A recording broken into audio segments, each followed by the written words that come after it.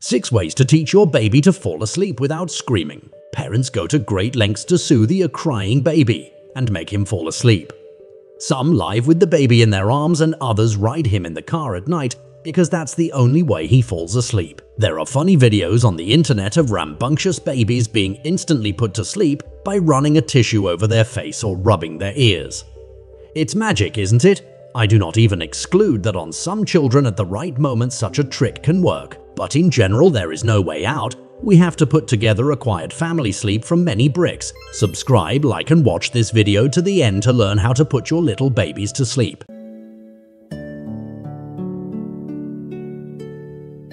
Regime. At every age, a child has a set amount of waking time and a total number of hours of sleep per day, which must be slept.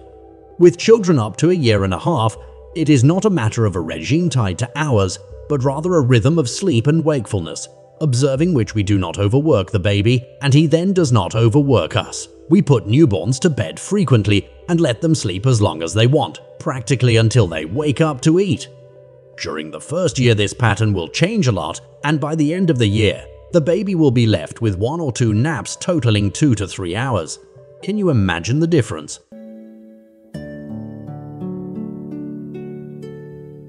Ritual. No, we're not talking about dancing with a tambourine and sacrificing to the god of sleep. Ritual is a constant, repetitive chain of actions that help the child to realize that it is time to sleep. It sets the mood for relaxation, satisfies the need for hugs, love, and tactile contact. We need the ritual to mark the time of tucking in so that the child only has to close his eyes and fall asleep. This sequence of actions is repeated for all naps, although for daytime naps the ritual can be shorter, even different from the nighttime ritual, and carried out only once so that the child soon gets used to the fact that after the 1, 2, 3 is done, it is time to sleep. The ritual should be such that it can be repeated by any adult putting the child to bed: mom, dad, grandma, nanny, and should not be tied to a place. This is how it will help to put the child to bed when visiting, on vacation or in the countryside. Mindful associations for falling asleep. Sleep associations are the conditions in which your baby is used to falling asleep, including the environment and parental actions. They are also necessary for a restful bedtime and for waking moments between sleep cycles. Sleep cycle in a year, 40-50 minutes in 2 years.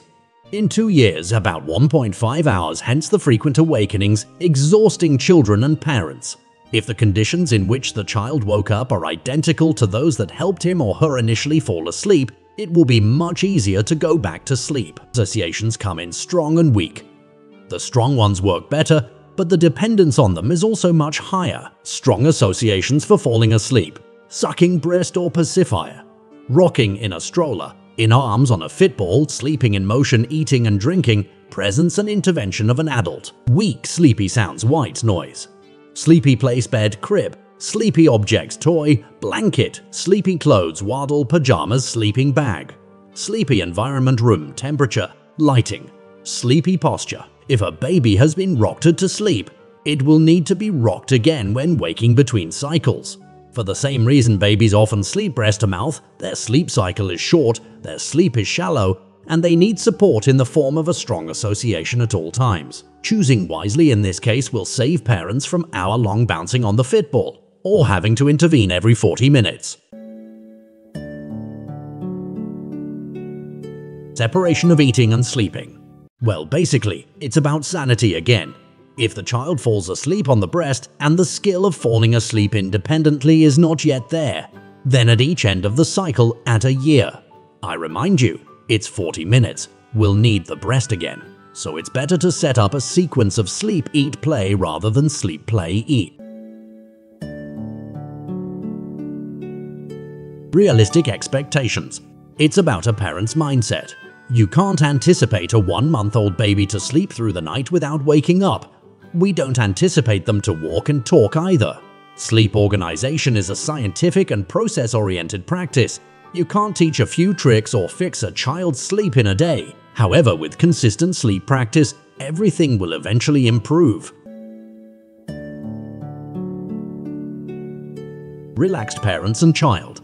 The more parents support one another and avoid arguments by taking breaks, the greater their chances for success. If you struggle to get your child to sleep and it's affecting your family, consider seeking professional help.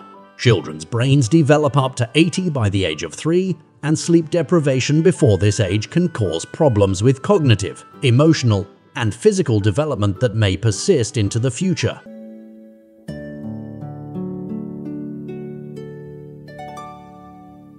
Thank you for watching until the end. We hope you have sweet dreams. Please subscribe to the channel and give us a like. We also welcome any tips and tricks you have in the comments. It's fascinating to know how you take care of your child.